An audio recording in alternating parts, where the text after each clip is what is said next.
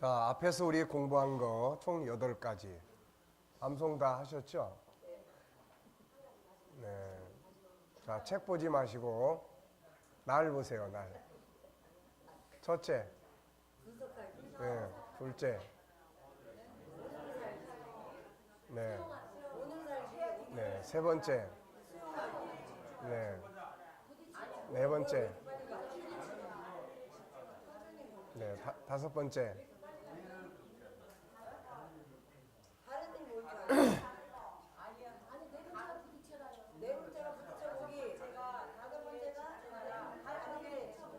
네. 여섯 번째.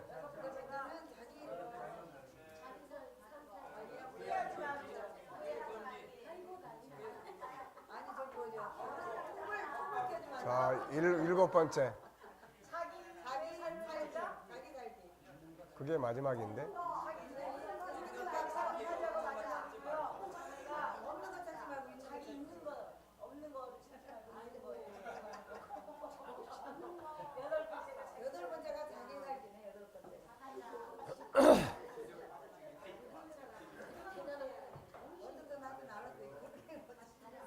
자, 다시 한번 분석하기.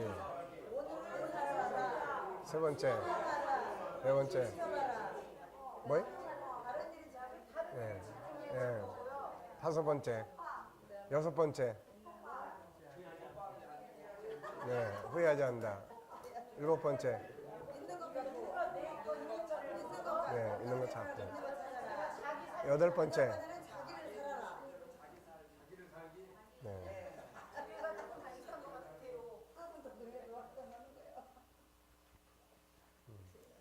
자, 김은숙 권사님만 한번 해봐요. 분석하기, 네. 오늘 생각하기, 수영하기, 그다음에 부딪혀보기, 그다음에 다른 거, 톱질, 톱질, 다른 일이 뭘지 없는 거 찾지 말고 있는 거 하고 자기 자신을 살기. 마음대로 살아요. 네. 자, 분석. 일단 당황하지 말고 정신 차리고 문제가 생기면 분석을 한다. 그 다음에 이제 두 번째는 이제 분석을 해서 오늘을 중요하게 여겨라. 오늘 현대. 그 다음에 세 번째는 일단은 뭐가 됐든지 간에 어쨌든 부딪혀보자. 가서 보면 또 다른 상황이 생길 수 있으니까. 네 번째는 그러면 세 번째로 가서 수용. 최악의 상황을 최악의 상황. 그 다음에 이제 죽이 되든 밥이 되든 일단 부딪혀봐라. 그 다음에 다섯 번째는 다른 일에 일을 바꿔서 몰두하라. 그 다음에 여섯 번째는 후회하지 마라. 지나간 거를 놓고 지나간 것에 대해서 자기 반성은 괜찮은데 계속 후회만 하고 있다 보면은 아무것도 할 수가 없는 거예요. 그 다음에 일곱 번째는 없는 거를 자꾸 생각해서 고민하지 말고 있는 것을 중요시해라. 그러니까 죽은 자식도 중요하지만 살아있는 자식이 더 중요한 거죠. 그 다음에 여덟 번째는 자기대로 자기의 것을 존중히 여기고 그래서 세 가지 안에 들어있는 대로 비교하지 말 것. 그 다음에 자기의 것을 프로화시킬 것. 또 자기 정체성 분명히 하라. 이제 이런 것들입니다. 자, 이제 9장으로 넘어가겠습니다. 그래서 세 번째 단원인데요. 여기서는 이제 9번째부터 14번까지 5개를 이제 5개 9, 10, 11, 12, 13, 14 6개를 다루게 됩니다. 자, 신레몬이 있으면 레몬수를 만들어라. 부딪혀는 환경 속에 들어있는 또 다른 가능성을 찾아라. 그런 이야기예요. 자, 레몬이 시다 그래서 그걸 계속 원망하고 불평하지 말고 이걸 가지고 어떻게 활용할 수 있는 가능성이 있을까? 그래서 레몬수를 만들면 된다. 어느 날 시카고 대학을 찾아가서 로버트 메이나드 허친스 총장에게 어떻게 고민을 처리하고 있는가를 물었다. 그러자 그는 다음과 같이 말했다. 나는 시어스 로버크 컴퍼니의 사장고 줄리어스 로젠왈드의 증언인 레몬이 시면 레몬수를 만들라는 말을 명심하여 따르도록 하고 있습니다. 가끔가다 보면 황당한 일들이 생길 때가 있죠. 저 같은 경우는 이제 1990년 초에 이제 모스크바에서 이제 막 개방이 돼가지고 사역을 하게 될 때 목회자들을 모아서 이제 세미나를 하기로 하고 이제 그 현지 선교사님하고 조율을 다 해서 갔는데 갔더니 이제 목회자들은 하나도 없고 나이 드신 할머니 할아버지만 몇십 명 모여 있는 거예요. 굉장히 황당한 사건이 이제 벌어졌죠. 그래서 선교사님한테 따질 수도 없고 또 뭐 여러 가지 문제가 있어서 못 왔다는데 미리 연락도 안 해주고 이런 상황에 대해서 그래서 굉장히 속이 많이 상했다가 하나님이 그래도 여길 보내신 이분들한테 보내신 뜻이 분명히 있을 거다. 그리고서는 이제 내 나름대로의 생각을 정리해가지고 그분들에게 필요한 복음을 이제 나누고 온 일이 있는데 뭐 우리가 살아가다 보면은 이제 이런 경우들이 종종 있습니다. 그러면 이제 그걸 가지고 그걸 놓고 누가 잘했냐 잘못했냐 뭐 이래가지고 서로 원망하고 뭐 이러다 보면은 아무것도 안 돼요. 그래서 그럴 때 이걸 가지고 무엇을 할 수 있겠는지 그거를 이제 파악해서 진행하면 아주 유익하게 다 발전이 되죠. 자, 인간의 가장 놀랄만한 특성의 하나는 마이너스를 플러스로 바꾸는 힘이다. 대다수의 많은 사람들은 핸디캡을 갖고 있었기 때문에 성공하고 있다. 다시 말하면 핸디캡이 노력과 성공의 자극제가 된 것이다. 윌리엄 제임스, 우리의 핸디캡 그 자체가 뜻밖의 우리를 돕는다. 밀턴은 앞을 보지 못했기 때문에 보다 뛰어난 시를 썼고 베토벤은 귀가 멀었기 때문에 훌륭한 음악을 만들었는지 모른다. 헬런 켈러의 놀라운 생애 역시 앞을 보지 못하고 귀가 먼데 자극을 받아 가능했는지 모른다. 차이코브스키가 의기를 상실하지 않고 그의 비극적 결혼에 의해 자살 직전까지 쫓기지 않았더라면 아마도 그는 부르의 명작 교향곡 비창을 작곡할 수 없었을지도 모른다. 만일 도스토예프스키나 톨스토이가 고난의 생활을 겪지 않았더라면 그들은 아마 부르의 소설을 쓸 수 없었을지 모른다. 세계적인 바이올리니스트 오레 부르가 파리에서 연주하던 중 바이올린 주현이 뚝 끊어진 일이 있었다. 그러나 부르는 세 줄로 그 곡을 마쳤다. 그것이 인생이다. A연이 끊어져도 C연으로 끝마치는 것이 인생인 것이다. 자, 요실금으로 고생하던 한 여인은 절망하지 않고 오히려 그것을 방지할 수 있는 속옷을 개발해서 연 1억씩의 수익을 올리는 사람도 있다. 역시 갱년 여성이 잠을 이루지 못하는 고민을 하다가 그것 때문에 안대를 개발해서 성공한 사람도 있다. 하늘이 레몬을 주면 그것으로 레몬수를 만들도록 노력하라. 레몬이 시다고 불평하느라고 시간을 보내지 말고 그것으로 레몬수를 만들어라. 어려운 환경, 마음에 안 드는 환경이 주어졌다고 불평하지 말라. 그 시간에 이걸 가지고 무엇을 만들어 볼 것인가를 생각하라. 지혜로운 부모는 아이의 실수 속에서 교육의 주제를 삼는다. 어떤 아기가 우유를 먹다가 우유를 쏟았다. 그 어머니는 아이를 책망하는 대신에 그 자리에 미국의 지도를 그려주면서 이것이 네가 사는 미국이야 라고 설명해 줬다고 한다. 어떤 환경도 나쁜 부분만 있는 것이 아니다. 실패와 성공은 그 환경 속에 있는 부정적인 면을 볼 것인가 긍정적인 부분을 볼 것인가에 달려있다. 지금 부딪혀 있는 환경이 시디신 레몬과 같은 고민 덩어리인가? 그렇다면 그것을 원망하고 불평하고 고민하지 말고 그 안에 있는 또 다른 장점의 요소가 뭔지를 찾아라. 그리고 레몬수를 만들듯이 새로운 역사를 만들어보라. 위기라는 말은 위험과 기회가 합쳐진 말이다. 위험만을 보고 두려워하고 걱정할 것인가 아니면 기회를 보고 희망을 갖고 나아갈 것인가는 본인의 선택이며 그 결과 역시 본인의 것이다. 자, 무슨 말인지 이해되시죠? 무슨 말입니까?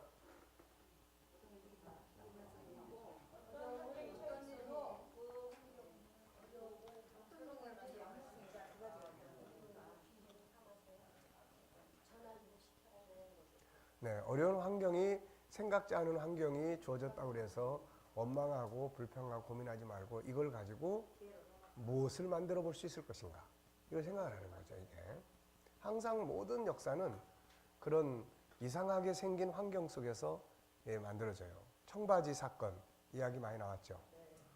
천막 장사가 그렇게 천막천을 엄청 많이 만들어 놨다가 홀딱 망하게 됐는데, 술집에서 어느 광산 아저씨가 좀 질긴 바지 없나 하는 이야기를 들으면서 그 속에서 아이디어를 가지고 이 천막천을 가지고 바지를 만들고 거기다가 청색 물감을 들여서 바지를 만들므로 인해서 오늘날의 청바지가 만들어진 겁니다. 그러니까 레몬을 줬어요. 왜 이렇게 신 걸 줬어? 먹지도 못할 걸. 이러지 말고 레몬수를 만들으라는 거죠. 그러니까 주어진 환경에서 마음에 안 드는 환경, 여러 가지 상황, 우리가 부딪히는 이상한 현실들 앞에서 고민하고 원망하지 말고 이걸 가지고 무엇을 만들어 보면 될까? 이걸 생각하라는 거죠. 이게 요실금으로 고생하던 이분의 이야기가 이제 방송에 나왔었어요. 이분은 이제 요실금 때문에 밖에 나가지도 못하고 뭐 이렇게 활동하기 굉장히 힘들었는데, 그때 막 우울증에 시달릴 상황이 되고 그러다가 이 사람이 이런 이 요실금이 생겨도 밖으로 이게 새지 않고 이렇게 할 수 있는 옷은 없을까? 그래서 속옷을 개발을 했어요, 이 사람이. 그러니까 이제 이런 것이 바로 레몬이 주어졌다고 해서 시다고 원망하지 않고 그걸 가지고 레몬수를 개발하는 바로 이제 이런 부분이에요. 우리 인간 속에는 그런 걸 할 수 있는 능력이 있어요. 창조적인 능력이 있다고요. 그러니까 그런 부분들을 가지면 이 쓸데없는 고민에 빠지지 않는다. 그 다음에 10번째, 다른 사람을 행복하게 하라. 선을 행하라. 쉽게 말하면 나보다 더 불행한 사람을 도우면 그 속에서 나의 고민 덩어리들이 해소가 되는 거예요. 고민과 걱정은 자기만의 울타리 안에 갇혀 있을 때 만들어지는 경우가 대부분이다. 울타리를 벗어나서 자기보다 못한 사람들을 보고 또 가진 것을 나누다 보면 어느새 고민과 걱정은 쓸데없는 것이라는 걸 알게 되고 새로운 행복감을 갖게 된다. 자, 위대한 정신병학자 알프레드 아들러, 그는 언제나 내 처방대로만 하면 14일 안에 반드시 완쾌합니다. 그것은 날마다 어떻게 하면 다른 사람을 기쁘게 해줄 수 있을까 하고 생각해보는 일입니다. 예수님이 내 이웃을 사랑하라. 이웃에 대해 관심을 갖지 않은 인간이 인생에 있어 최대의 피해를 입게 된다. 아들러 박사는 하루 한 가지씩의 선행을 역설한다. 다른 사람을 기쁘게 해주려는 것으로 고뇌, 공포, 우울증의 원인이 되는 자기 자신의 일을 생각하지 않기 때문이다. 그래서 이런 사람들일수록 봉사활동에 이렇게 동참을 하면 그런 이 심리 질병에서 치유되는, 그래서 이런 사람들을 혼자 내버려두면 안 되죠. 자, 그래서 로마서 15장 2절에는 뭐라고 말합니까? 이웃을 기쁘게 하는 자가 되라. 이웃을 기쁘게 하라. 그죠? 뉴욕에서 비서 양성학원을 운영하고 있는 윌리엄 T. 문 부인은 아들러 박사보다도 한 걸음, 13걸음이나 빨랐다. 그녀는 단 하루에 두 고아를 기쁘게 해줄 걸 생각해내어 자신의 고민을 몰아낸 것이다. 5년 전 12월 나는 슬픔과 자기 연민의 감정에 쌓여 있었다. 수년 동안 행복한 생활이 남편이 잃고 끝난 것이다. 크리스마스가 가까워짐에 따라 나의 슬픔은 더해갈 뿐이었다. 나는 지금껏 혼자서 크리스마스를 지내본 일이 없었으므로 크리스마스가 다가오는 것이 두려웠다. 친구들은 크리스마스를 함께 축하하고자 초대해 주었으나 나는 그럴 기분이 아니었다. 어쨌든 크리스마스 이브가 다가옴에 따라 나는 점점 더 자기 연민에 빠졌다. 그런데 누구든지 감사할 일은 있는 것이지만 정말 나는 많은 일에 감사했어야 되는지도 모른다. 크리스마스 전날 나는 오후 3시에 사무소를 나와 이렇다 할 생각도 없이 5분 거리를 걷고 있었다. 지금 생각하니 자기 연민과 우울함을 털어보려는 심산이었다. 그런데 큰 거리는 명랑하고 행복한 사람들로 가득 차 있었다. 그러자 나에게는 과거에 즐거웠던 모든 추억이 되살아나는 것이다. 쓸쓸하고 공허한 아파트로 돌아가자니 생각만 해도 견딜 수가 없었다. 난 어찌해야 좋을지 몰랐다. 눈물이 그치지 않았다. 1시간가량이나 정처 없이 걷는 동안에 문득 정신을 차려보니 어느 틈에 버스 종점에 와 있었다. 전에도 나는 가끔 남편과 함께 야릇한 몸심에서 어디로 가는지도 모르고 버스에 탔던 일이 있었던 걸 생각했다. 그래서 나는 맨 먼저 눈에 띄는 버스에 올라탔다. 허드슨 강을 건너 한참 가니까 차장이 종점입니다. 아주머니 하는 바람에 차에서 내렸다. 나는 그 마을의 이름조차 몰랐지만 조용하고 아늑한 곳이었다. 어쨌든 다음 돌아가는 버스를 기다리는 동안 나는 주택가를 걸어보았다. 그러다가 교회 앞을 지나치려는데 고요한 밤에 아름다운 선율이 들려오는 것이었다. 나는 무심코 안으로 들어갔다. 교회 안에는 오르간을 치는 사람이 혼자 있을 뿐이었다. 나는 조용히 의자에 앉았다. 찬란하게 꾸민 크리스마스 트리의 광채는 그 주위의 장식들을 달빛에 춤추는 무수한 별인 것처럼 생각하게 했다. 그리고 은은하게 흐르는 음악 소리는 아침부터 아무것도 먹지 않은 닭도 있어서 나에게 졸음을 가져왔다. 나는 몸도 마음도 모두 지쳤으므로 잠이 들고 말았다. 그러다가 문득 눈을 떴을 때 나는 자신이 어디에 있는지 알지 못했다. 나는 깜짝 놀랐다. 내 눈앞에는 크리스마스 트리를 보러 온 듯한 두 아이가 서 있었다. 그런데 한 아이는 나를 가리키며 산타클로스 할아버지가 데리고 왔는지도 몰라 하는 것이었다. 내가 눈을 뜨는 것을 보자 두 아이는 깜짝 놀라는 표정이었다. 나는 괜찮아 하고 말하여 그들이 마음을 놓게 했다. 그들은 모두 허름한 옷을 걸치고 있었다. 그래 나는 아빠 엄마는 하고 물어보았다. 우리는 엄마도 아빠도 없어요 라고 대답하는 것이다. 그렇다면 여기에 나보다도 훨씬 불쌍한 두 어린 고아가 있었다. 나는 그 아이들에게 크리스마스 트리를 보여주고 백화점에 데려가서 캔디와 선물을 사줬다. 그러다 보니 나의 쓸쓸한 마음은 마법이라도 걸린 듯이 사라졌다. 두 고아는 수개월 만에 나에게 행복과 망아의 감정을 가져오게 했다. 그들과 이야기를 나누는 동안에 나 자신이 얼마나 행복했던가를 알게 되었다. 나는 어린 시절의 크리스마스가 부모님의 사랑과 자애로움에 넘쳤던 것을 하나님께 감사했다. 그 두 고아들은 내가 그들에게 해준 것보다 훨씬 많은 걸 나에게 베풀어 주었다. 이런 경험으로 미루어 나는 우리를 행복하게 하기 위해서도 다른 사람들을 행복하게 해줄 필요가 있다는 걸 알게 되었다. 나는 행복이란 전념되는 것임을 깨달았다. 그러므로 준다는 것은 곧 받는다는 것임을 알게 되었다. 나는 남을 돕고 사랑을 줌으로써 고민과 슬픔과 자기 연민을 극복하고 전혀 다른 사람이 되었던 것이다. 이제 나는 새로운 인간이 되었다. 그때뿐만 아니라 그 이후부터 줄곧 그렇다. 정신병 전문의를 찾아가는 사람의 3분의 1은 마거릿 H가 했던 대로만 한다면 아마 많게 될 것이다. 그것은 다른 사람들을 돕는 일에 흥미를 갖는 일이다. 이것은 나의 개인적인 의견이 아니라 세계적인 정신과 전문가인 칼 융의 한 말이다. 나의 환자의 3분의 1은 임상적으로는 진정한 신경증이 아니다. 그들의 병은 인생의 공허함과 무의미함이 원인이다. 보다 큰 행복, 큰 만족과 자존심의 감정을 위해 남을 돕는 것, 이러한 태도를 아리스토텔레스는 개발된 이기주의라고 불렀다. 자, 진정한 이기주의는 남을 도움으로써 자기 행복을 추구하는 사람이다. 그런 뜻이에요. 자, 그 다음에 하우스먼 교수. 이 사람 무신론자인데 동서고금을 통해 가장 심오한 도덕적 발견은 예수의 다음과 같은 말이다. 자기 생명을 얻으려는 자는 잃을 것이고 나를 위해 생명을 버리는 자는 얻게 될 것이다. 데오드도 드라이저. 인간이 짧은 인생에서 기쁨을 얻고자 한다면 그는 자기보다도 타인을 잘되게 할 것을 생각하고 계획해야 한다. 왜냐하면 자신의 기쁨은 그들 속의 기쁨에 이어져 있고 그들의 기쁨은 그 자신 속의 기쁨에 이어져 있기 때문이다. 자, 예수님이 이렇게 말씀했습니다. 무엇이든지 남에게 대접을 받고자 하는 대로 너희도 남을 대접하라. 이것이 율법이요 선지자다. 바울 사도는 이렇게 이야기했습니다. 주 예수께서 친히 말씀하신 바 주는 것이 받는 것보다 복이 있다 하심을 기억해라.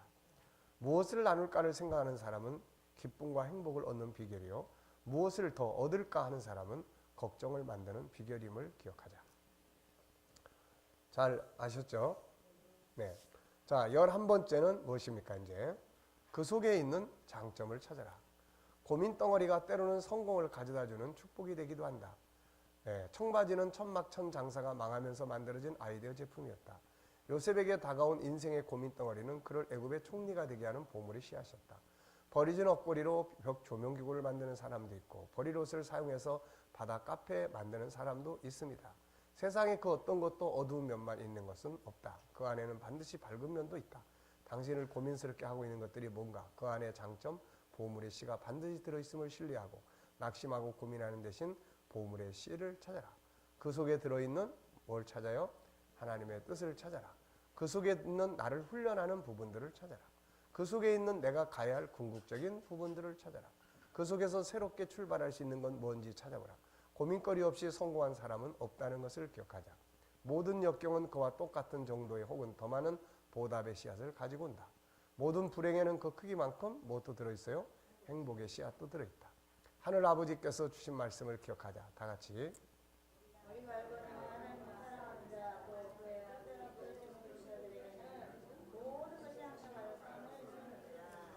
네. 그 일 속에 들어있는 좋은 점은 뭔가? 그 일 속에 들어있는 유익한 점은 뭔가? 이걸 통해서 하나님 나를 훈련시키고 있구나. 이런 걸 찾아내야 돼. 이거 하나님의 뜻이야. 뭔가 하나님의 선한 뜻이 들어있어. 네. 그러면 훨씬 그 사람 때문에 또는 그 사건 때문에 받는 고민에서 자유할 수가 있습니다. 네. 자, 그 다음에 12번째, 비판 때문에 고민 걱정하는 사람들이 있죠. 남이 뭐라고 할까? 남이 이런 소리 저런 소리 하면 그것 때문에 잠 못 이루는 사람들이 있습니다. 네. 엄청 스트레스하면서 고민하면서 집값 것들은 뭔데 감히 나한테 내가 이래봬도 어떤 사람인데 이러면서 그냥 잠을 못 이뤄요. 소화도 안 돼. 나중에 불면증에 시달려요. 엉뚱하게 남의 비판 때문에 고민하고 잠 못 이루는 사람이 많다. 이들은 다음의 내용을 기억을 해라. 첫째, 죽은 개를 걷어차는 사람은 없다.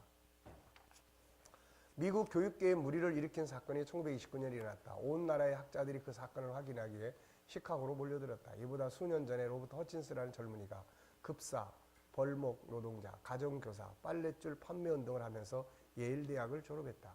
그로부터 고작 8년 뒤에 그는 미국에서 네 번째로 재력 있는 대학인 시카고 대학 학장으로 취임했다. 30세라는 젊은 나이로 그보다 나이가 많은 교육자들은 고개를 저었다. 요란한 비판이 이 신동에게 집중된다. 너무 젊다, 경험이 없다, 교육관이 너무 외골수다 등 신문까지도 거기에 동조했다.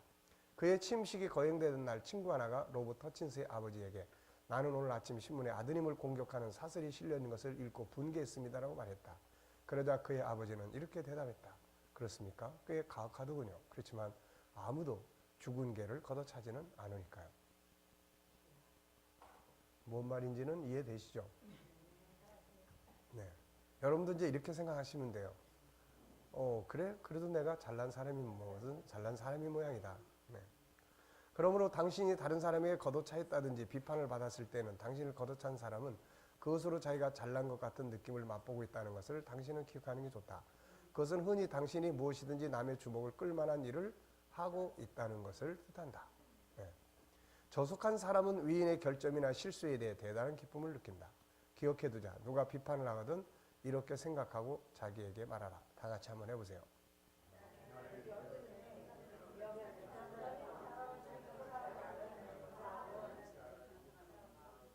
네.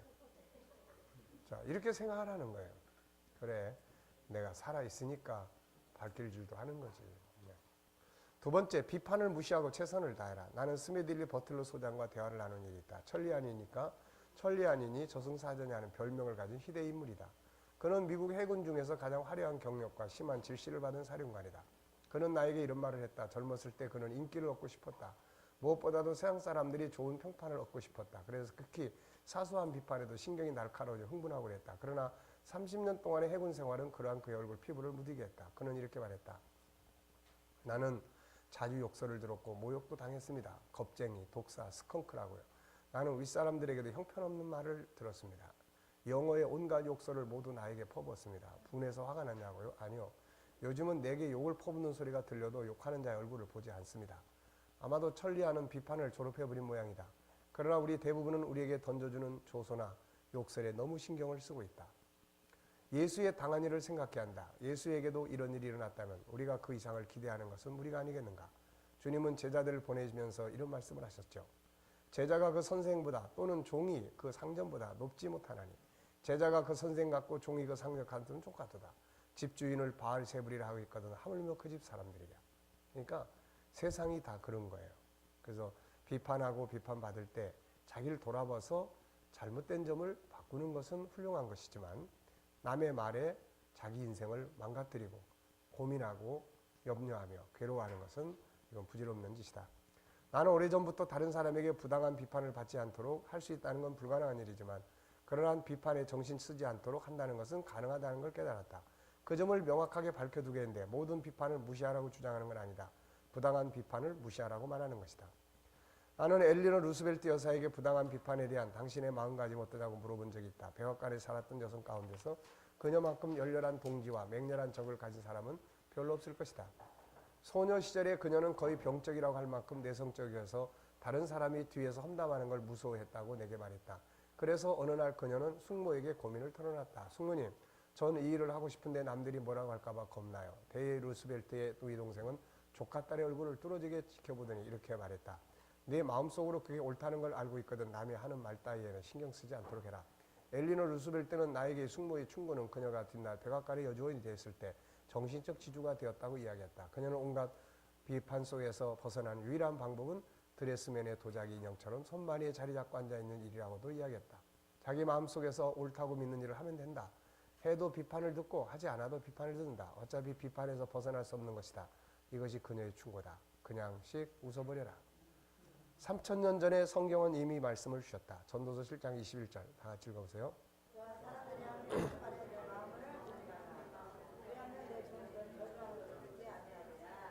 네, 사람들이 하는 모든 말에 마음을 두지 마라. 근데 마음에다 너무 잘 둬요.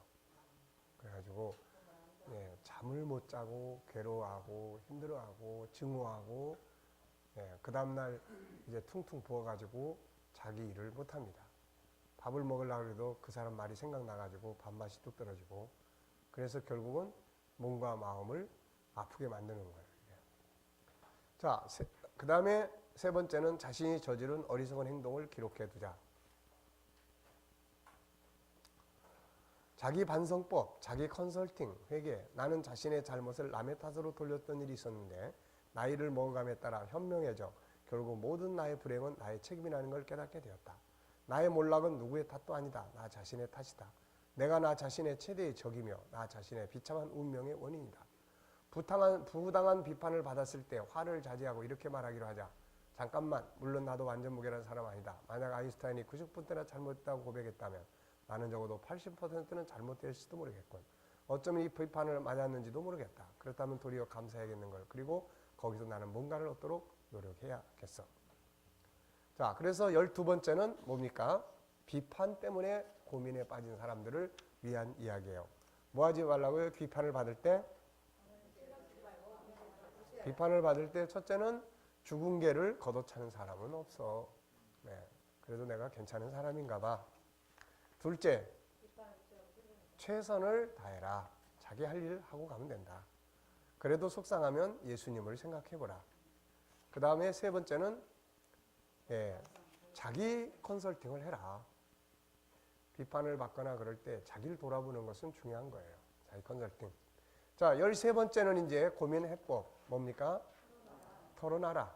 멘토가 필요하다는 거. 상담자. 대부분의 많은 문제는 고민을 혼자서 안고 간다는 거죠. 이게 혼자서. 그러니까 이게 자꾸 병이 깊어지는 거예요. 고민을 줄이기 위한 가장 좋은 방법은 누군가 신뢰하는 사람에게 괴로움을 털어놓는 일입니다. 우리는 이거를 카타르시스라고 부릅니다. 환자들은 여기에 와서 자기들의 고민을 털어놓고 그것을 마음속에서 몰아낼 수가 있습니다. 혼자 걱정하며 자기의 가슴에만 묻고 있으면 정신적 긴장을 불러옵니다. 우리는 자신의 걱정을 서로 나눠야만 합니다. 이 세상에 자기의 고민을 들어주고 이해해주는 사람이 있다고 느껴야만 합니다. 나의 조수는 한 부인이 자신의 괴로움을 털어놓음으로써 고민에서 벗어난 것을 실제로 보았다. 그녀의 고민은 가정 문제였다. 처음에 그녀가 이야기하기 시작했을 때 긴장으로 분위기가 딱딱했으나 이야기가 진행됨에 따라 부드러워져 갔다. 이야기가 끝나갈 무렵에는 미소까지 띠고 있었다. 그러면 문제는 해결되는가? 그렇게 간단하게 되지 않았다. 그녀의 마음을 바꾸게 한 것은 누구에겐가 털어놓았다는 것, 약간의 충고와 위로를 받았다는 것이다. 그녀의 심경을 바꾸게 한 큰 치료적 효과는 말 속에 포함되어 있었던 것이다. 정신분석학에서는 이 말의 치유력을 상당 부분 인정하고 있다. 프로이드 이론으로 정신의학자는 만약 환자가 이야기할 수 있다면 그의 내부의 불안에서 안정을 찾아낼 수 있다는 것을 알고 있다. 어째서인가? 우리는 이야기함으로써 자신들의 괴로움을 분명하게 할 수가 있으며 사물의 경중을 판단할 수가 있기 때문이다. 정확한 대답은 아무도 할 수 없다. 그러나 우리는 모두의 사람에게 털어놓는 것, 가슴의 응어리를 토해내는 것이 곧 안정감을 준다는 것을 알고 있다. 안에 쌓아놓고 있다면 그건 마치 독을 품고 사는 것과 같고 불을 품고 사는 것 같다. 그러므로 분노든 고민거리든 안에 품고 있으면 안 된다. 이것이 마음의 병이 될 뿐 아니라 우리의 육체와 삶을 망가뜨리는 병이 된다. 그러므로 안에 있는 것을 토해놔야 한다. 하나님께 하든 사람에게 상담을 하든 아니면 다른 방법으로 하든 안에 있는 걸 밖으로 꺼내놓는 것이 치료의 방법이다. 오래 쌓이면 병이 된다. 하나님은 이미 이 사실을 우리에게 알려주셨다. 근심과 걱정을 속에만 담고 있으면 뼈가 되는 아픔을 겪게 된다. 자, 시편 32편 3절.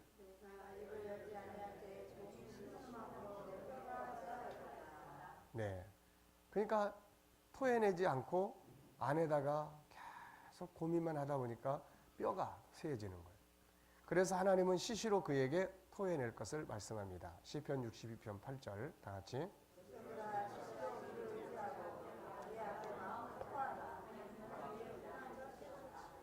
네, 그래서 막 울부짖고 부르짖고 하는 이런 기도는 아주 심리 치료의 특효약이에요. 이게 특효약. 네. 하나님, 예수님, 성령님은 우리를 치료하실 수 있는 가장 위대한 상담자다. 그분 앞에 속에 있는 염려와 근심을 토해내자. 그리고 필요하다면 좋은 상담자를 찾아 안에 있는 이야기를 토해낸다면 큰 도움이 될 것이다. 자, 14번째, 돈의 액수보다는 가치를 가져야 된다. 자, 사람들은 대부분 다 돈이 있고 없고의 고민을 무지하게 많이 합니다. 물론 그것이 영향을 엄청 많이 끼치죠. 그런데 여기에서 또 한 부분을 기억해야 될 영역이 있어요. 사람들이 가지고 있는 모든 고민의 70%는 레이디스 홈 저널지의 조사에 의하면 인간의 고민 70%는 돈 때문이라고 한다. 사람들은 보통 수입이 10% 증가하면 그들의 경제적 고민은 없어질 것으로 생각한다.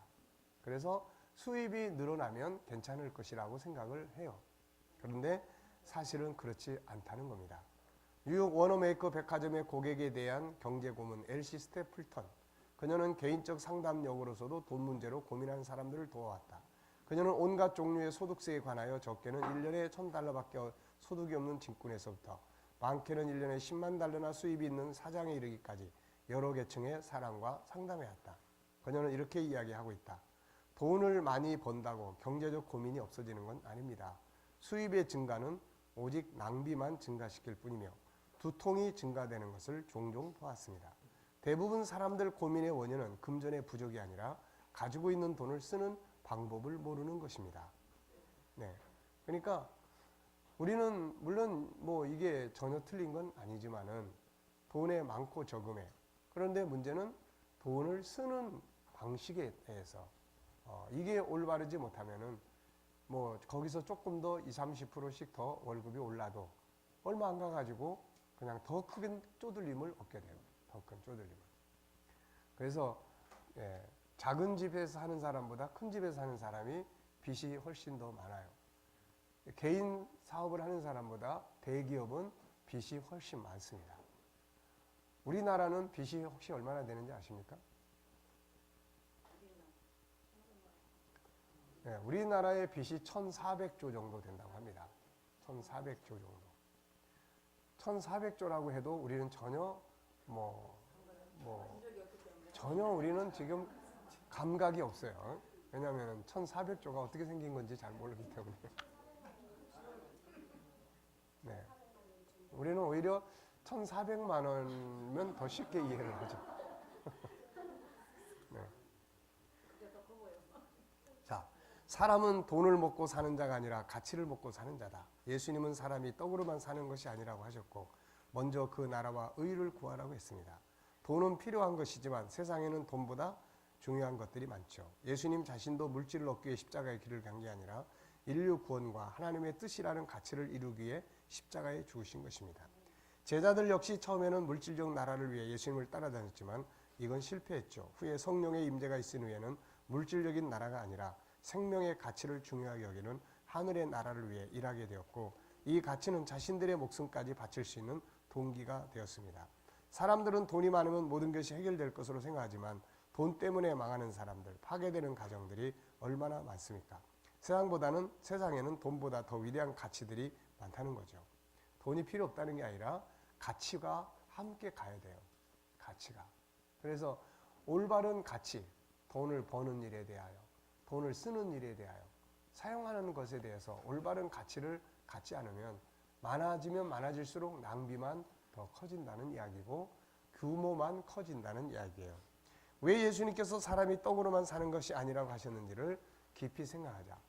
개인의 행복, 가정의 행복을 돈에서만 찾지 말고 돈이 부족해도 행복할 수 있는 가치를 추구해보자.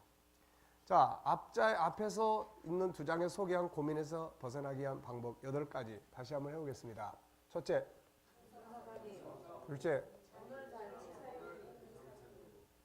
셋째, 넷째, 다섯째, 여섯째, 일곱째, 여덟째. 네. 아주 대단한 천재들이십니다. 네. 자, 그 다음에, 네. 이제 이 과에서 소개한 6가지 방법. 자, 9번째. 네. 10번째. 다른 사람을 행복하게 해요. 10번째. 11번째. 12번째. 비판 때문에 고민 걱정하지 마세요. 남의 말 때문에 신경 쓰지 마. 자, 13번째. 네. 14번째. 네.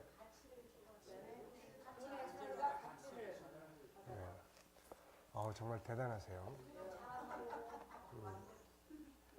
네. 확실히 천재들입니다. 보고했어요? 이거 앞에까지 보고 했어요. 아까 8가지 다 보고. 아주 잘했습니다.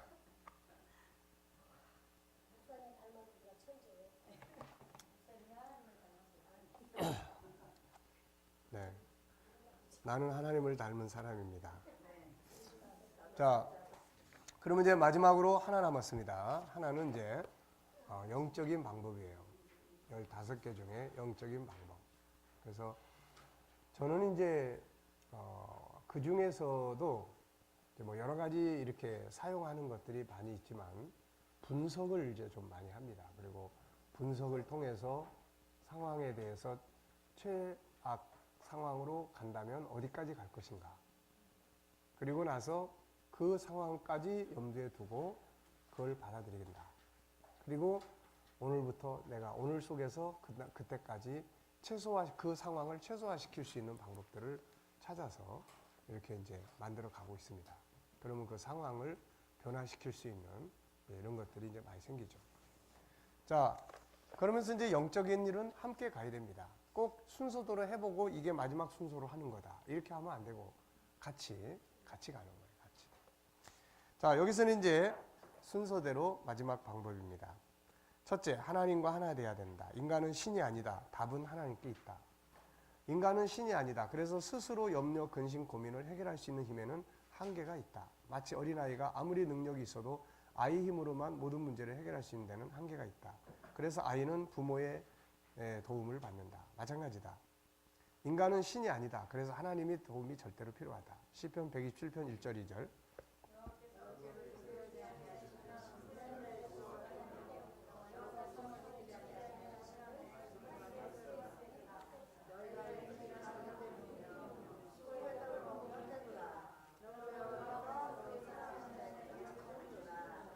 네. 또 베드로전서 5장 7절. 히스기야는 아수르의 침공을 받았을 때 성전에 올라가 하나님께 맡겼고 결과는 승리로 끝나죠. 여호사밧 역시 주변의 국가들이 연합하여 쳐들어왔을 때 하나님께 맡겼고 그분을 의지함으로 합력하여 선을 이룬 결과를 만들 수 있었다. 이것은 구약만이 아니라 신약도 마찬가지다. 예수님 당시에도 역시 많은 사람들은 자신들이 해결할 수 없는 고민과 근심, 걱정거리들을 가지고 주님께 왔고 주님은 그것들을 해결하심으로 그들에게 자유와 기쁨을 주셨다. 중풍병자, 가난한 여인, 혈루증 여인 등 수는 헤아릴 수 없다. 그래서 하나님 이렇게 말씀하신다. 자, 시편 50편 15절. 자, 그 다음에 마태복음 11장 28절.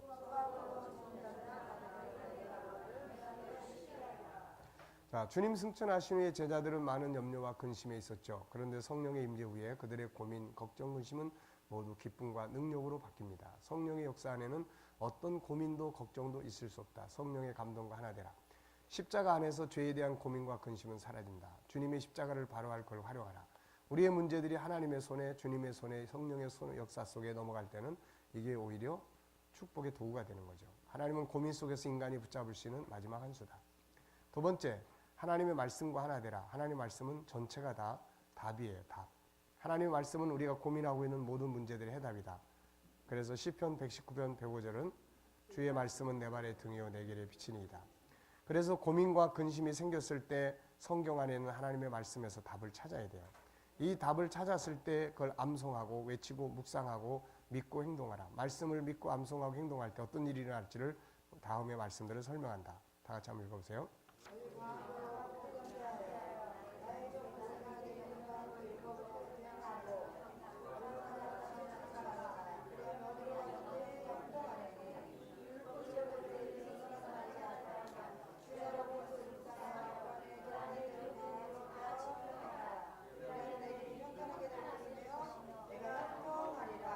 네, 그 다음에 시편 1편 1절로 3절.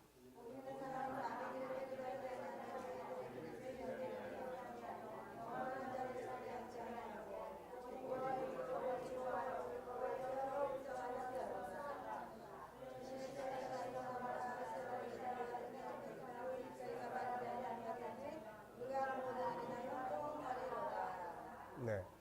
자, 시편 107편 20절. 그가 그의 말씀을 보내어 그들을 고치시고 위험한 지경에 건지시는도다. 자, 우리는 요런 말씀은 잘 알고 있어요. 근데 실제로 그 문제에 대한 답의 말씀을 찾아서 암송하고 하는 것을 이거를 잘 못해요. 그러니까 쉽게 말하면은 뭐만 알고 있는 거죠, 지금? 자, 이 광어로 해를 뜨면 무지하게 맛있습니다. 이것만 계속 공부를 하는 거예요.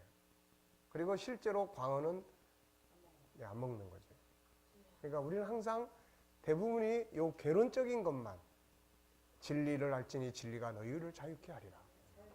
근데 이게 뭔지 모르는 거예요. 네. 그러니까 상담을 하면 이 부분을 실감나게 느낄 수가 있어요. 상담을 하면. 그러니까 이 사람이 지금 어떤 상태에 옛날에 한번 이야기를 했죠. 어떤 젊은 사람이 뭐 공황장애는 아닌데 두려운 공포감에 늘 시달리고 있었어요. 이 사람이 시달리는 공포감은 내가 죄를 지면 하나님이 나를 심판할 거다라는 공포감이에요. 하나님이 굉장히 무서운 분이에요. 그래서 내가 잘못을 저지르면 이제 두려워가지고 밖을 못 나가. 하나님이 벌 줄까봐. 네. 그러니까 이제 이런 사람한테 이제 뭐가 필요하겠습니까? 걱정하지 마. 하나님은 사랑이야. 하나님이 사랑인데 어떻게 그런 걱정을 해? 하나님이 그런 분이 아니야. 아무리 이야기를 해줘도 걱정하지 마 해서 걱정이 안 떠오르면 이거는 병이 아니에요. 네. 그래서 이런 경우에는 아까 이야기했잖아요. 한 사람이 두 가지 생각을 갖지 못한다. 그러면 이 사람한테 지금 필요한 답은 뭐예요? 그러니까 이 사람한테 지금 답은 하나님이 직접 나타나셔가지고 나는 너를 심판하는 하나님이 아니야 라고 이야기를 해주시든가 아니면은 하나님이 그렇게 말씀하신 내용을 성경 속에서 찾아내야 돼요. 성경 속에서. 그래서 성경에서 하나님은 우리를 심판하시는 하나님이 아니다 라는 말씀을 찾아줘야 돼요. 그게 어디 있습니까? 네, 요한복음 3장 17절이에요. 하나님이 그 아들을 보내시면 우리를 심판하려 하심이 아니요 우리를 구원하려 하심이니라. 또 이보다 더 중요한 말씀이 있어요. 아니 그런 게 아니고 그러니까 사랑이다 뭐다 이런 이야기 가지고 안 통해요. 심판하지 않는다 이런 말씀이 나타나야 되는데 이게 요한복음 5장인가에 나타나요. 요한복음 5장에 네, 5장 네, 아주 천재세요. 이렇게 자 5장 네, 24절 맞습니까? 예, 내가 진실로 너에게 이르노니 내 말을 듣고 나나 보내신 이를 믿는 자는 영생을 얻었고 심판에 이르지 아니하나니 사망에서 생명으로 옮겼느니라. 이제 심판을 받지 않는다. 네, 심판하지 않는다. 그래서 이제 이 말씀을 적어서 줬어요. 이거를 이제 계속 외우라. 계속 암송해라. 그러니까 지금 하나님이 죄를 지면 나를 심판할 것이라고 두려워 떠는 사람한테는 다른 성경 말씀은 해당이 안 돼요. 다른 성경 말씀을 아무리 많이 읽어도 그건 해당이 안 됩니다. 그래서 이제 그걸 주어서 암송하게 하고 했는데 아주 치유가 잘 됐어요. 그러면 그 사람이 저를 심판할 것 같아서 무서워했는데 그 자리에서 심판이 받는 그 말씀이 생각이 안 나면 어떻게 해야 돼요? 생각나도록 그러니까 암송해야 돼. 그러니까 상담자가 상담자가 그래서 성경을 잘 알고 있어야 되는 거예요. 이게 뭐와 똑같으냐면은 자, 의사가 이제 환자를 진단했어요. 약을 처방을 해야 돼. 근데 뭔 약을 처방해야 될지 모르고 있으면은 이거 안 되잖아요, 이거. 몇 장, 몇 절 막 이런 것까지 해야 될 거 아니에요. 그렇지. 그거를 정확하게 써서 이제 줘야 되는 거야, 이거. 체크해서. 그래서 많이 그러니까 약의 이름을 써서 주는 거예요, 이거. 그러니까 우리가 이렇게 활용하지 않는 한 진리가 너희를 자유케 하리라. 이건 계속 그냥 개론이야, 이거는. 개론. 계속해서. 그게 딱 맞는 말씀을 해야 돼요. 그렇죠. 근데 약사들이 그 자리에서 바로 약을 주는 게 아니고 기다리세요. 약고 뒤에 가서 이렇게 하잖아요. 기다리세요. 이렇게 맞춰가지고 네. 아주 천재예요. 네. 자, 그러니까 이제 약사들은 그렇지만 의사들은 그 진단 결과 보고 써주죠. 네. 진단서를 띄워줍니다. 그러니까 우리가 이제 그렇게 해야 된다는 거예요. 그래서 이렇게 사용을 해보면 진리가 너희를 자유케 한다는 말이 그게 무슨 말인지를 알 수가 있어요. 이게. 그러니까 지금 그 억압된 상태에서 그 말씀이 해당되는 말씀이 그 사람을 자유하게 해주는 거예요. 자유하게. 네. 그러니까 이게 아주 중요한 방법이니까 그런 걸 우리가 잘 기억을 하셔야 돼요. 이거. 네. 자, 그래서 그가 말씀을 보내요. 고치시고. 그러니까 이런 이야기만 하면 아, 말씀은 좋은 거구나라고만 생각을 하지 실제로 그 말씀 하나하나가 어떤 건지. 자, 야고보서 1장을 한번 보세요. 이게 성경이라고 하는 것이 어떤 특징을 가지고 있는지 야고보서 1장. 그래서 우리 목회자들이 그래서 성경을 많이 알아야 돼요. 잘 알아야 됩니다. 딱 듣는 순간에 이 사람한테는 어느 구절 이것이 약이다. 예, 그렇지. 처방을 해주는 거죠. 그래가지고 뭐 정 모르겠거든 이제 내일 오세요 그래가지고 뒤에 가서 이제 열심히 찾아가지고 해줘야지. 자, 야고보서 1장 여기 보면 이런 말씀이 있습니다. 25절 보세요. 자유롭게 하는 온전한 율법을 들여다보고 있는 자는 듣고 잊어버리는 자가 아니요 실천하는 자니 이 사람은 그 행하는 일에 복을 받으리라. 그 행하는 법에 복을 받는 거예요. 그 행하는 구절, 내가 이 구절을 믿고 이 구절을 행하면 그 구절이 가지고 있는 은혜와 복이 임하는 거예요. 이거. 네, 그러니까 이런 훈련이 굉장히 많이 필요해요. 이런 훈련이. 그러니까 우리는 성경 공부도 하고 많이 읽기도 하고 하는데 실제로 내 삶 속에서 어떤 일이 벌어질 때 그 일에 대한 답이 성경 속에 있는데 그 답을 찾아서 그걸 암송하고 그걸 생각하고 실천함으로써 문제를 푸는 이런 게 약하다는 거예요. 이런 게. 네. 그러니까 우리가 설교는 막 여러분 말씀을 믿습니까? 하나님의 말씀은 능치 못하심이 없습니다. 진리가 여러분을 자유케 한다고 했습니다. 말씀을 보내서 치료한다고 했습니다. 믿습니까? 네. 근데 이제 그 시간에는 막 감동이 돼서 막 아멘을 했는데 막상 나가가지고는 도대체 이 상황에서 어떤 말씀을 사용해야 되는지, 어떤 칼을 빼서 어떤 검을 써야 되는지 이런 걸 모른다는 거죠. 네. 그러니까 그런 부분들에 대해서 우리가 성경을 능숙하게 해서 이런 사람한테는 이런 말씀을 주는 게 좋겠다. 이런 말씀을. 네. 그러니까 이제 또 비슷한 이야기인데 하나님 아버지라는 말만 나오면은 막 두려워하는 사람이 있어요. 하나님 아버지 그러면은 이런 사람들은 아버지에 대한 공포감이 있어요. 아버지에 대한. 그래서 이 사람은 아버지 그러면은 두들겨 패던 자기 아버지. 막 그래서 어떤 사람은 이 귀가 귀막이 나간 사람도 있어요. 그래서 옆에 누가 다가서는 것조차도 힘들어요. 그게 나이가 40이 넘었는데 이 사람이 그게 언제 일어났냐면 중학교 때 일어난 거예요. 그러니까 그게 트라우마처럼 누가 옆에 다가오면 항상 그게 팍 떠오르는 거예요. 아버지 그러면 하나님 아버지는 좋은 분이야. 아닌데 아버지는 이런 분인데. 그럼 이런 사람들한테 이제 찾아서 줄 성경들은 하나님은 사랑이다, 자비로우신 분이다, 이제 이런 구절들을 찾아서 설명해줘도 안 돼. 이게 결국은 암송을 해서 내 뇌에 입력되어 있는 하나님은 무서운 분이야 라는 개념을 아니야, 하나님은 좋으신 분이야 라고 하는 요 생각이, 그래서 자기 생각이 공감을 해야 치유가 되는 거예요. 아무리 내가 그 사람한테 생각을 강요해도 치유가 되는 게 아니에요. 그래서 자꾸 전에 이렇게 실패한 것을 때문에 이렇게 하면, 전에 가장 활발했을 때는 언제입니까? 이런 했을 때 전에 어려운 문제를 해결해 본 경험이 있으면 한번 말해 보세요.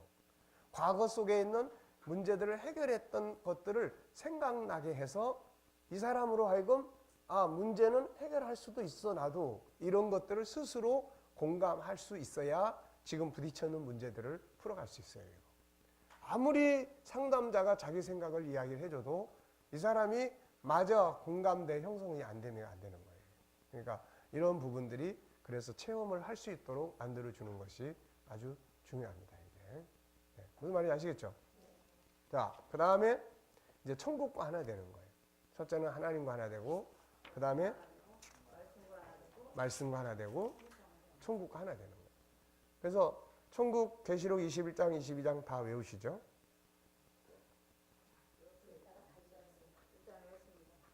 네. 1단에서는 외웠고 2단에서는 다 잊어버렸고. 자, 사람이 고민하는 건 무엇인가에 대한 염려와 걱정 때문이다. 그리고 걱정과 염려를 분석해보면 어떤 문제로 인하여 가진 것들을 잃어버리게 되었거나 또 이미 잃어버린 것들을 수용할 수 없었음을 알게 됩니다. 그래서 고민하는 거죠. 만약 잃어버릴 것들을 받아들일 수 있는 대안이 있다면, 잃어버린 것들을 받아들일 수 있는 대안이 있다면, 그것들보다 더 좋은 것이 있다면 그 고민은 사라지게 되겠죠. 오히려 소망이 생기고 기쁨이 생긴다. 그런데 이 세상의 모든 것을 잃어버릴 수 있는 능력을 주는 것이 천국이죠. 잃어버린 것들을 수용할 수 있는 능력이 천국이야. 그래, 어차피 천국은 아무것도 가져가지도 못하는데 뭐. 사람이 잃어버릴 것들 중에 가장 두려워하는 것은 생명의 잃어버림이에요. 죽음이에요. 그런데 천국 안에서 본다면 죽음이란 더 좋은 세상으로, 더 나은 축복의 장소로, 나의 꿈이 이루어진 세계로 이사가는 날이에요. 천국에 확신이 있었던 바울은 뭐라고 이야기합니까? 한번 쭉 읽어보세요.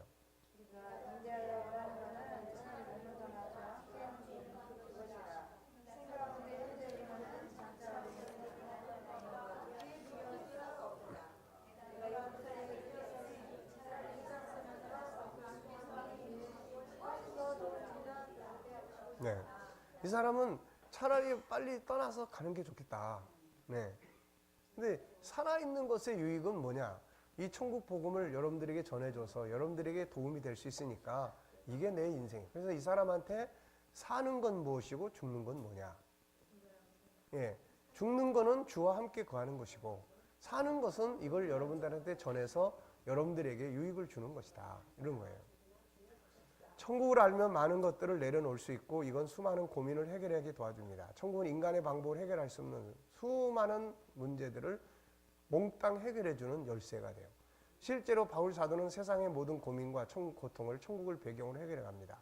한번 읽어보세요.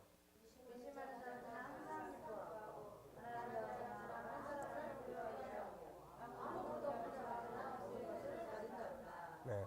자, 하나님과 하나 되라, 말씀과 하나 되라, 그 다음에 천국과 하나 되라, 그 다음에 하나님 주신 정체성을 회복하라.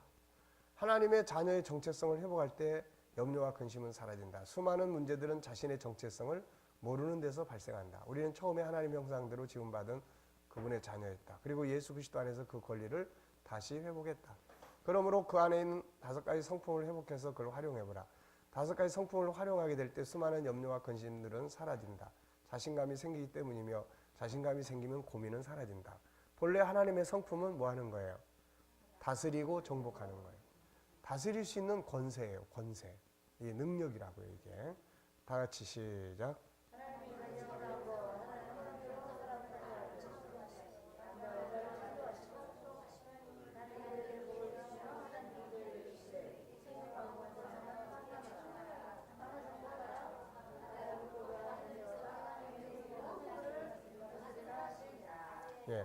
근데 인간이 범죄하고 이 중요한 능력의 원천을 잃어버리고 살죠. 그런데 하나님께서 예수 그리스도 안에서 이걸 다시 회복해 줍니다. 그래서 요한복음 1장 12절에 그 이름을 믿는 자들에게는 자녀가 되는 권세, 이걸 줬다. 그러면 이제 우리 자신의 정체성을 분명히 인식해야 한다. 그리고 우리 안에 있는 그분을 닮은 세상을 다스릴 수 있는 능력의 키인 5가지 성품을 연구하고 그걸 실천해보라. 수많은 고민과 염려, 근심은 이 5가지 성품을 통해 사라지고 오히려 그것이 변하여 새로운 능력을 만들어낸다.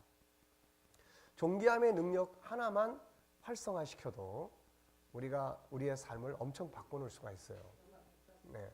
내가 지금 어려운 환경도 존귀한 가치가 있다. 이렇게 인정하고 해나갈 때 바꿔놓을 수 있는 거고 그렇습니다. 자, 역시 하나님이 모세에게 물었죠. 내게 있는 것이 뭐냐. 하나님은 우리가 그분 안에서 세상을 다스리라고 받은 능력의 성품들을 바로 알고 사용하기를 원합니다. 모세가 가지고 있었던 지팡이를 주님의 손에 붙들려 사용했을 때 그 지팡이는 기적을 만들고 능력을 행하는 보물이 됩니다. 우리 안에 있는 성품을 사용하는 거예요. 존귀함의 성품. 존귀함의 대상이 몇 가지였어요? 지금 16과에서는 10가지로 축소시켰습니다. 비슷한 걸 하나씩으로 묶었어요. 10가지. 한번 생각나는 해볼까요? 자, 우선은 하나님. 그 다음에 나. 그 다음에 너. 그 다음에 환경. 그 다음에 업무. 그 다음에 자연. 그 다음에 작은 거. 그 다음에 가치. 그 다음에 질서와 훈계. 그 다음에 자기 가진 모든 것. 네. 신버전은 그렇게 돼 있습니다. 네.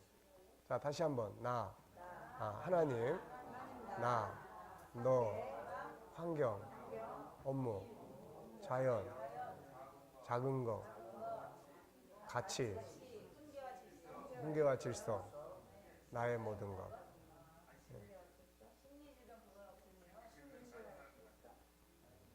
네.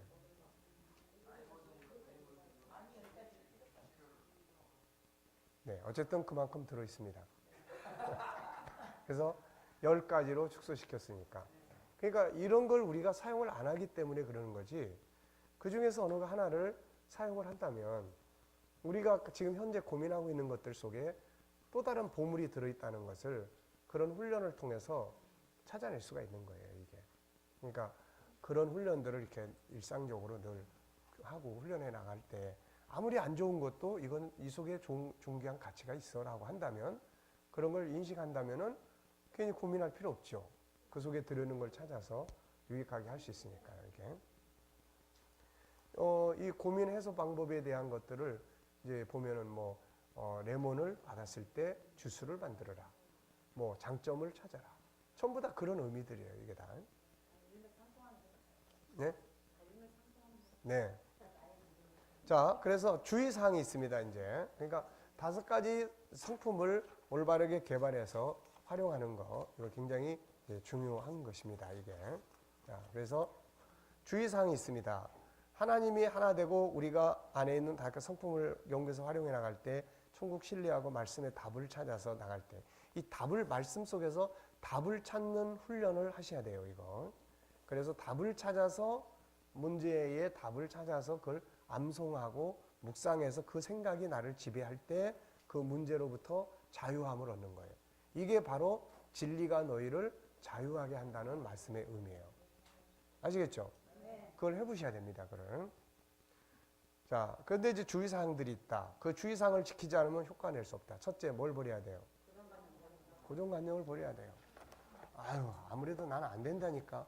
아무리 이야기를 해도 난 안 된다니까. 그러면은 안 되는 거예요. 하나님 역사를 이루어갈 때 가장 큰 적은 내 안에 있는 고정관념, 자신의 경험, 부정적 고집들이에요. 이것들을 버리지 않으면 하나님이 그 안에서 역사할 수 없습니다. 마태복음 13장의 돌밭에 떨어진 씨의 비유는 이걸 의미하죠. 둘째, 맡길 수 있어야 합니다. 자기 힘으로 안 되는 영역, 내가 할 수 있는 영역과 할 수 없는 영역, 이 부분을 잘 구분을 해야 돼요. 자존심, 체면, 위신, 이게 또 아주 복잡한 장애물들이에요, 이거. 나의 자존심, 위신, 체면들 때문에 고민하고 근심하고 염려하는 일들이 상당히 많습니다. 그런데 주님의 역사는 이걸 싹 버리게 만들어요. 이건 인간을 무겁게 하는 쓸데없는 껍데기들입니다. 이런 것들을 과감하게 버릴 수 있어야 되죠. 그래서 가장 중요한 건 세상 것들이 아니라 자기의 생명이 사는 길이에요. 결국 뭘 먹을까 마실까 자기 목숨이 더 중요한 거고 내일 일을 염려하지 말고 다 맡기고 결국은 다 뭐냐면 자기 생명이 일단 살아야 된다 그런 이야기예요. 괜히 쓸데없는 자존심 때문에 자기 생명을 잃어버리거나 이 문제들이 생기는 거예요. 그러니까 특히 우리 한국 사람들은 자존심 체면에 이 자존심 체면 이 형제들하고 절교를 해야 돼 이거. 얘네들하고. 자 그리고 이제 그 다음에 173페이지부터는 이제 신앙에 대한 데일 카네기의 고백이에요. 나의 부모는 고민을 어떻게 극복했을까? 결국 고민 극복의 가장 중요한 방법은 신앙이에요. 그래서 데일 카네기도 여러 가지 이제 이런 고민에 대해서 해소 방법을 나름대로 정리를 해서 이야기를 했지만 그러나 마지막에 가서 결론은 고민의 해소 방법 중에 가장 중요한 거는 신앙이다. 그래서 자기 어머니가 그렇게 힘들게 살았으면서도 아버지가 그 속에서도 자살하지 않고 이 뒤에 보면은 어쨌든 무지무지하게 어려운 삶을 살았어요. 이 사람들. 뭘 해도 하여튼 뭐를 해도 돼지를 키우면은 돼지값이 폭락하고 하여튼 말을 키우면은 노새를 키우면은 이게 또 처음에 살 때보다 값이 더 떨어지고 하여튼 이런 삶을 살았어요. 이게. 그런데 결국 그런 속에서도 175페이지 그 뒤에 가시면은 두 번째 단락을 보면 뒷날 아버지는 왜 그때 뛰어들지 않았는지 그 까닭을 나에게 말해줬다. 강물 앞에서 항상 다리 밑에 강을 쳐다보면서도 안 뛰어내린 이유를 이렇게 이야기했어요. 어머니가 늘 인간은 하나님을 사랑하고 그 식계를 지켜가기만 하면 모든 일이 잘 될 것이라고 진심으로 믿고 있었기 때문이다. 과연 어머니는 옳았다. 나중에 모든 일이 잘 되어 나갔다. 아버지는 그 뒤 42년 동안 행복하게 살다가 99세에 돌아가셨다. 네. 그러니까 그래서 이 뒤에는 신앙이 고민을 어떻게 해결을 하고 있는지 이거를 이제 쭉 설명하는 그런 내용입니다. 그래서 이건 여러분들이 한번 좀 읽어보시면 도움이 돼요. 예를 들어서 우리가 사람들한테 고민 해소 방법을 하나님 앞에 열심히 기도하세요 그러면은 그런 것보다 데일 카네기가 딱 나타나가지고 이 고민을 해소하는 방법 중에 제일은 신앙입니다. 라고 이야기한다면 엄청난 영향력을 미치게 될 거죠. 그 이상해요. 우리 목사들의 말이 더 땅바닥에 떨어져가지고 네. 목사님이니까 그런 말씀 하시지. 네. 자 10분간 휴식을 하고